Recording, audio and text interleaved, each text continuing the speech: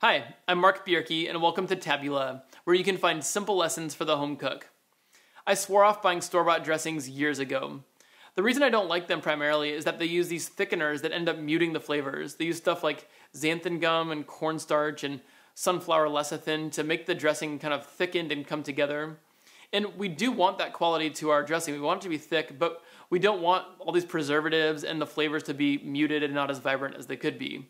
Homemade dressings sometimes can tend to be kind of thin and not really come together. The oil and if it's vinegar or citrus juice, really come together and bind. We call that emulsified. I have an amazing way to have all this stuff happen at once, and it's really, really easy. Let me show you how to do it. Okay, one of my favorites is just a simple lemon vinaigrette. So I just start with a lemon half.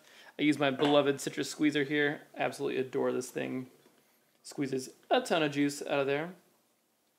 Every salad dressing needs a good amount of salt, so you give a really big pinch of kosher salt, maybe even a little more. And instead of xanthan gum or cornstarch, we're going to use Dijon mustard. This is a really natural emulsifier that's going to make the dressing come together into a really nice thickened vinaigrette. So far I just have lemon juice, salt, and Dijon mustard.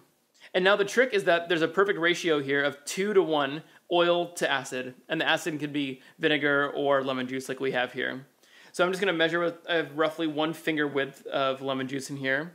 So now I'm going to pour in 2 of the oil.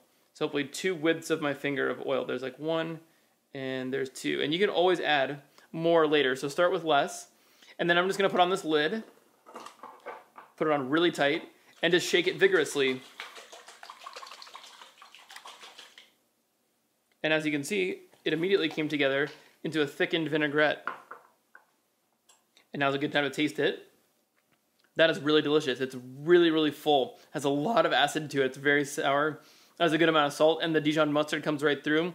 We can add a little bit more of the oil if it feels too strong, and that'll kind of mute all the other flavors like the acidity and the saltiness.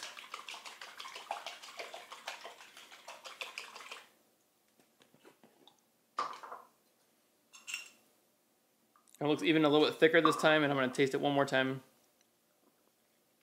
That's perfect. That is so delicious. So today's simple tip is to use a 2 to 1 ratio of oil to acid.